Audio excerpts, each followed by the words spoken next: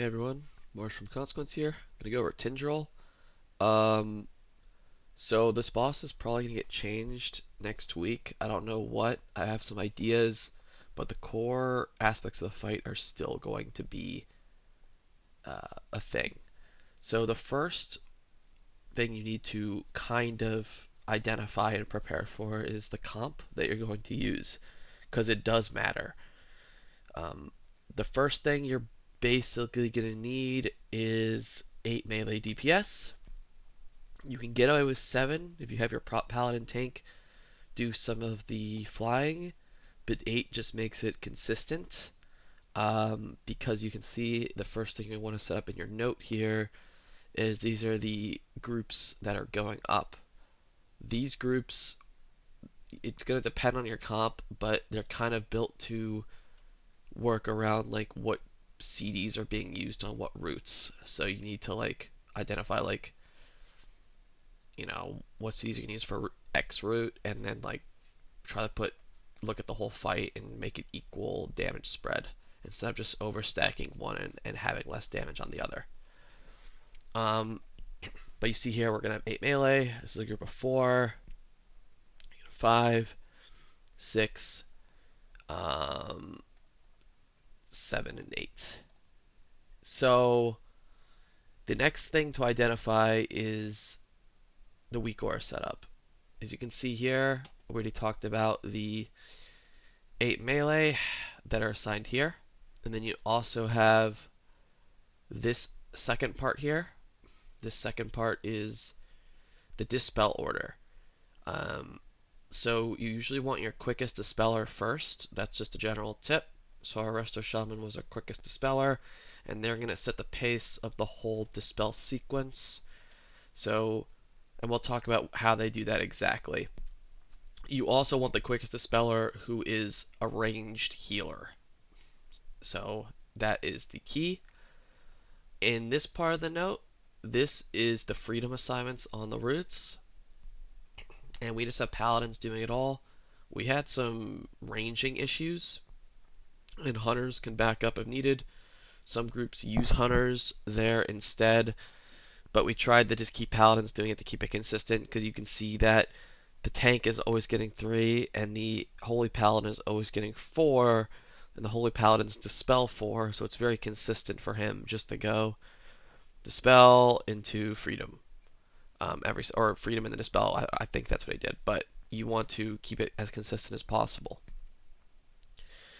So that's how you set up the note, and that's the comp. In terms of the healing comp as well, you can get away with any healing comp in theory, but having a Mistweaver and a Disc is probably like the two most important parts of this fight, as well as Freedom. H-Pal is very good. Devo is also very good. Your fourth healer can really be anything. Double Disc is extremely powerful. We don't have that option, so we're using a Resto Shaman, and you can kind of get away with anything in the slot, but the Double Disc allows you to like heal up every uh, damage interval like extremely easily. But anything will work. And then for range DPS, um, basically Warlock and Mage are just brought to buff and Gateway, and then BM Hunter is the only range who actually can do things on this fight that is helpful to really kill the boss. Warlock is also decent at just killing roots, but that's going to get easier and easier. And Augmentation Evoker is just good in general. We're just using 1 on this fight. Range is very, very weak, so we were just like, let's just sit in Aug and bring in a extra BM Hunter to give an extra freedom and in easier times with movement. So we're gonna jump into the fight here, and on the rip, you're gonna want to set up some markers. You can see us on the map here. I think our strat was extremely good, so if you wanted to go in and like mark where you're gonna go in P1, I would highly recommend that. So the first thing to note is this circle here targets the biggest clump of players, which is another reason why having more melee is good. So, because range is really not going to want to open up on the boss in the boss's hitbox. And the first thing you do here is get a falling star hit. This is always going to do a chunk of damage to the raid, and there's going to be swirls, and there's going to be fire swirls. Uh, I didn't use Inky Black Potion, but it's really preference. Inky Black will make these very, very clear, but I'm just not used to the color scheme of like having those like super strong colors when I raid, so I chose not to do it. But we basically need to identify which one of these are actually dangerous. So you'll probably hear in our VODs like one coming through the boss, and the melees need to step away. This is extremely dangerous. It's also extremely dangerous for me standing there, so I move. And the next thing is the dispels. So the way we do this is you want to have your two range healers stand in the area that they're going to be dispelled every single time. And you can see we used to have a marker for it. I don't know if we still do. I think it's purple. But they're standing on the marker before the dispels, and then one of them is going to get the first dispel no matter what. It will always be a healer, it will always be a range healer, so it's 1 in 2 chance it's going to be either of them. And the Resto Shaman is going to insta-dispel the one that gets it, and then they're going to run into the raid. So when I get a dispel, I'll show you how it's done, but the general idea is you kind of want to pre-run to the ones you can be targeted with, and there's going to be a priority system in the weak aura, which is why these range healers are always prioritized first. So they're bumped to the front, and then things like BM Hunter, or BM Hunter is actually number 4. It's like the last priority. But depending on your mobility, you're going to be different in the priority orders here. So like the Warlock's going to be 2, Aug could be 3, Mage could be 3 or 4, depending on how many range, and you're going to be rolling certain RNG patterns. So I don't get it here, which is fine. And the first feathers are going to come out, and you're going to see that first group go up. Now, I didn't pull up the diagram, but we had a diagram set up where we're like, okay, here's the boss, and this is the boss's orientation, and these are the feathers that you are going to pick up every single time for the set of 4, and then that set of 4 had to be very consistent with what feathers they're picking up. Some of our problems, I guess, were caused by them picking up wrong feathers, but it's really, really important to try to pick up the same feather every single time. Now, they're going to go up, and we're going to get in for roots. The general gist with this roots is you can stack in a lot tighter than you think. I'm pretty sure this guy took like a 5 stack, and I here I just took my own. Actually, I took someone else's too. But you can really, really like pack it in, and I think the call was actually just like pack it in every time. And you want, like, as a healer or as a class who cannot get out easily, you want to try to put yourself closer in the middle because you need to get out, and with AoE capping at certain number of targets for classes, anyone in the middle will get out most of the time, and anyone on the outside, it's kind of a dice up. So like early prog, we had problems with like healers like being like here, and then like them not getting out in time, and then just dying, and the pool being over. So eventually we had our healers just like take prio like in the middle, so they're always able to heal. So we're gonna get out here, and you can see these 3 and 4 targets got freedom because there's treants running in. These treants will do pulsing damage, but those 2 paladins hit their freedoms on target 3 and 4. 3 and 4 will get rooted just by the timing, so they need freedoms to get out. You can see our DK gripping them in.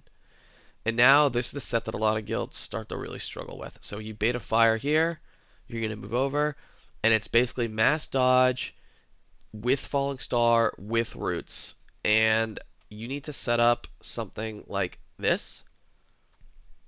So we basically covered every single route in the entire game, or for a whole composition, so they're able to get out.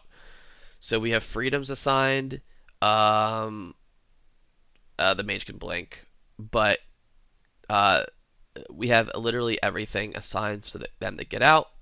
And if the hunter doesn't have disengage because they had to disengage earlier, they can pre-turtle the route, and the treant will just spawn immediately. One thing to note about the treants that a lot of people don't know is the lower your root is, the less health the treant is. It doesn't just spawn at full HP. So it's something to keep in mind. It comes into play in P2 and P3. So here we're dodging and we're calling mass set. So I have a macro here and I clicked it 1 second ago. That is like when I click freedom, it's going to freedom one of the demon hunters. So I don't have to go mouse over macro on them or anything like that. I just straight up freedom them and they're good to run around. And you can see there's still someone in a vine there, but they're probably just immune, which is fine. And when they break out, the tree and spawns at like 5% health.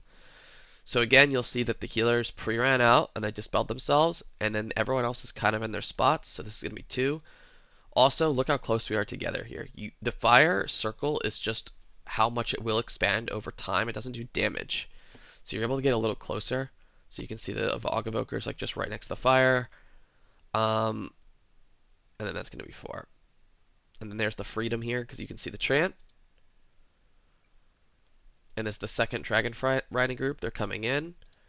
And now you're going to go in the middle of these two, and you're just going to play it as safe as possible.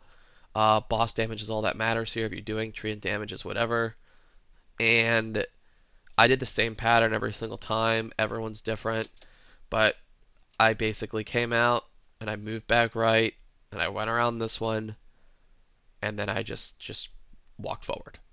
Like 90% of my pulls was like that unless something crazy happened.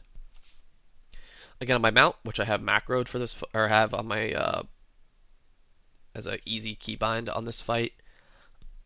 And right now we are just trying to collect all the orbs and dodge all the fire. Do I get hit by fire?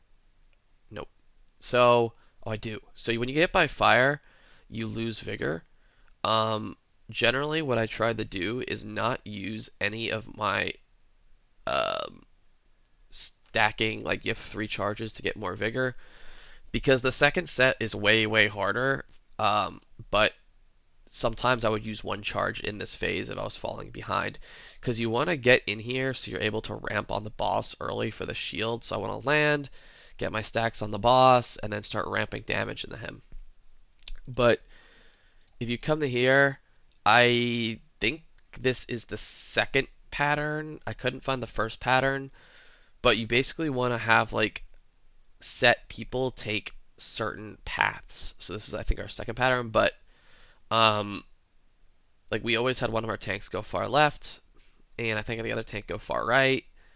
And we had some backups going right as well. But if you look at our logs, it'll be pretty evident. It's just that like tanks, they don't do a lot of damage to the shield, and they're tankier if they hit by fire. So it's easier for them to get all these hard ones. So we're going to land here, and I try to get here as fast as possible, as I said, so I can start ramping onto the boss. And we're lusting on this shield. And the main reason for that is we just want to maximize like the throughput on the boss when it's just easy to hit them and everyone's here with their cooldowns.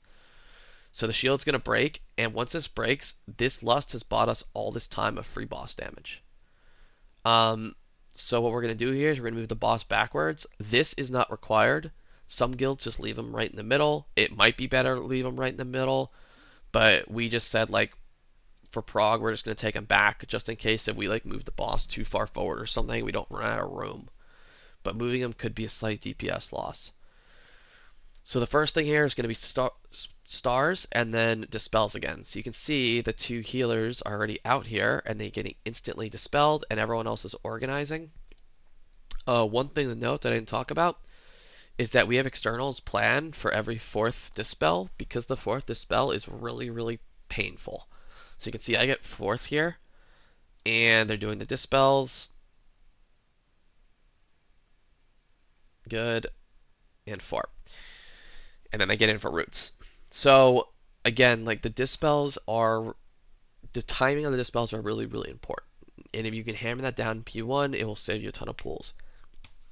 Your healers need to be borderline GCD perfect with getting these dispels down, because in P2 you're going to run into a lot of problems, especially P3, if you don't have quick dispels and just kind of are slow with them. and you can see like those were pretty fast. These two freedomed out of the root, and now there's treants running in, and now there's seeds. So this is one of the things I think they're going to nerf, but there's 16 seeds and 20 people. Um, the way that we did it is we kind of had quadrants. Now, this is not exactly a one-to-one on what we did in practice, but it's pretty close. And we are basically just responsible for trying to get anything in these zones. And then on top of that, we had backups. So you'll see like Demon Hunter, Druid, they were always playing like backup and looking into certain sections. So they wouldn't run out and grab a seed immediately.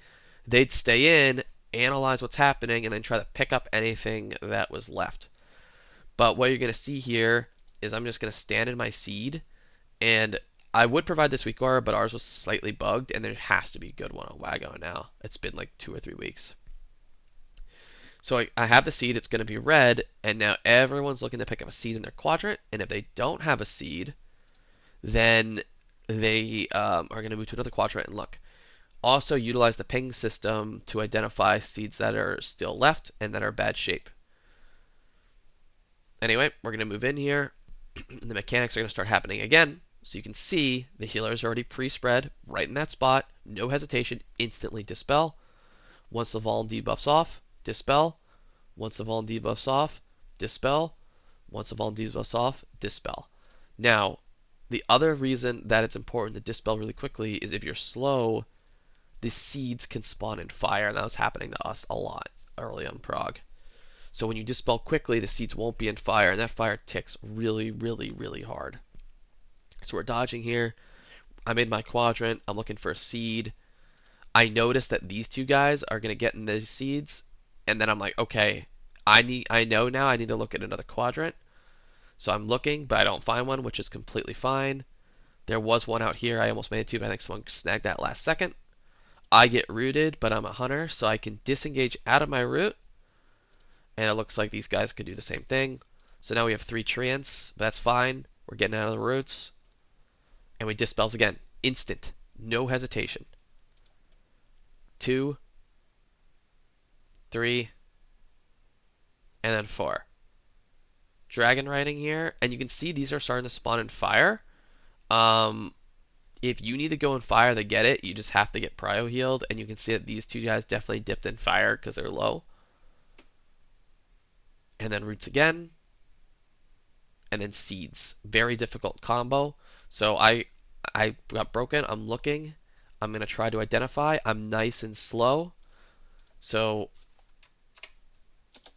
let's do that again. So this set's really hard. You're going to come down, break out. I'm looking at this weak go right here. That tells me green means I'm still able to soak. So someone takes that before me. I wait a second. I analyze the situation, and then I take this one. The other thing is, I'll note about seeds, is they can spawn directly under the boss, and we usually had tanks and like the Holy Paladin look for those, because what was common wipes is like, okay, melee player runs out, gets a seed, and then runs to the boss, and then there's one seed under the boss, and they double stack a seed, and that's it. So, like, another thing to note is like, when you're getting a seed, don't just like bolt back to the boss. Like, look ahead, see if there's anything in your way, and don't rush it.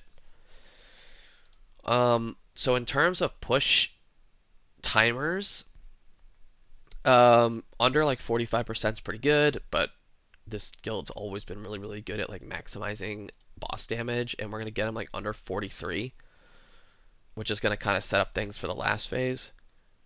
So we're gonna dragon ride here, and I think this is what this picture is. I did not make this. But you can see like right here, all I'm trying to do is sometimes I'll get the green orbs in the middle, but I'm a little behind here, just because I got on my mount late, and I'm just like, screw it, I'm just going to get up there as fast as possible. I'm not going to risk getting hit by fire or anything. So I just use my charges, get up there instantly, and that's how I do it. We have 10 stacks, so we're good. And now we have no lust, but we're going to break the shield here, and we still want to break the shield with a quarter of the time left, which we do here, because we're going to need to move the boss over to this blue marker. So just gonna do a falling star here, and we didn't get the boss quite all the way over, but they're gonna still move it like between casts. We're gonna get roots. First dragon riding group goes up, and we're gonna pack it in every time. That we don't even need their damage from the dragon riding. I guess it's doing damage to the boss, but and now we're gonna fire with seeds. And this set caused a lot of problems before the first like nerf of the fight, but here you can see there's seeds inside the fire, so it's really important for people that look and then like try to grab, especially like these, like they're just hidden. So you have to be really, really careful. But I am right here, and I'm already on a seed, so I'm gonna grab one, then just get out of the way and dodge fire. We ping seeds that are left, we grab them. Tank mechanic, dispels, again, absolutely critical that it's instant. And we're always doing it right to left the whole fight. Some groups don't do it that way, and it's fine, it's just preference. So I don't get a dispel here, but you can see we're really, really quick because we want to do these roots and these seeds. So these are out. Dragon riding people are going to go up. We're going to get rooted. They're coming down, we're breaking, we get seeds. I'm just going to plant in one, and again, we're identifying, we're looking under the boss, we're pinging, like everything to communicate quickly in that like 6-second window. So now this is kind of the end of the fight in its current meta. And this is probably the hardest minute of this encounter. So you're going to get roots here, and these roots you're going to get dispels at the same time. So instead of freedoming the targets 3 and 4, you're going to freedom 1 and 2. So you can see here that the two ranged healers are already out. The shaman can get out of root it's by themselves. So if you have like double priest or something like that, you might need to like put a hunter freedom on them. But they're going to get out. You're going to see their 2 treants run in, and now trying to freedom the second target is important, but we break the roots so quickly that it doesn't matter. And the second dispel person is going to be running out next to the old fire, and we'll play that back. So you see 1 and 2 stand out. The priest gets freedom, the shaman breaks their own. The second person, who is the Aug Evoker, is going to get out of their root and then go stand next to this old fire and get dispelled. Everyone else is going to gateway out, and I just disengage out because I didn't want to like mess with it, and I just popped aspect here because I'm 4. But 3, let's see what 3 does. 3 is going to just walk out. He doesn't even gateway. You can gateway if you want, but he doesn't even gateway. He just walks out, and he's going to get dispelled right there. And then I'm going to stand next to the old fire and get dispelled right here. So we're clumping all the fire together. Either of us, both of us didn't take the gateway, but you can if you're really quick, if you're number 3. But we just chose the walk because it's more consistent and safer. So like for me, I just disengaged out. I didn't want to like get comboed at the last second. And also notice that I used my personal as soon as I got that dispel. I didn't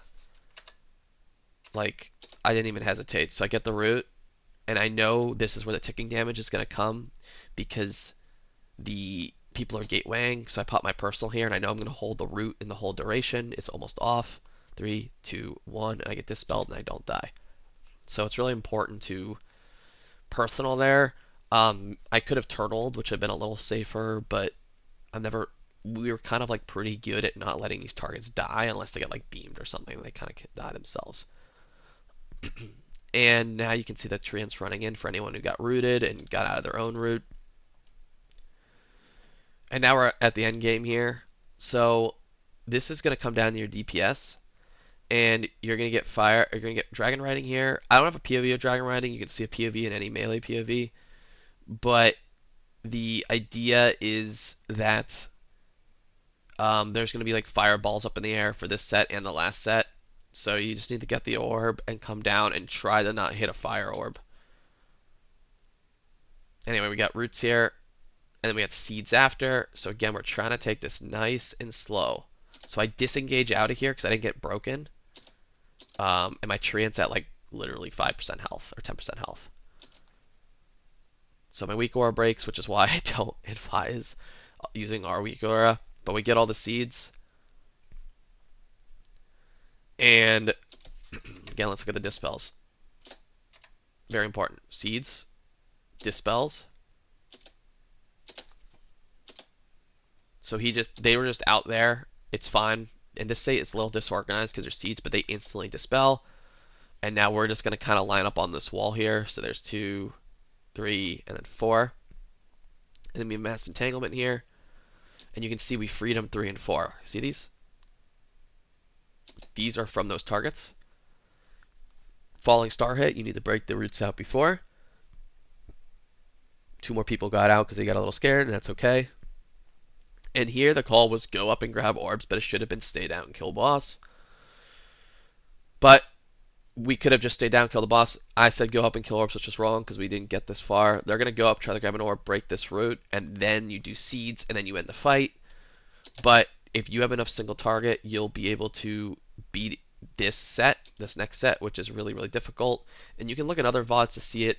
But you basically come down from Dragon Riding, you break the roots, you get the seeds, and then you hold the dispels, and you don't dispel anything, and then you kill the boss. And that's how like the end of the fight would work. So let's take a look at some logs. So the first thing is like how you're playing the fight. So this is damage to Tindral.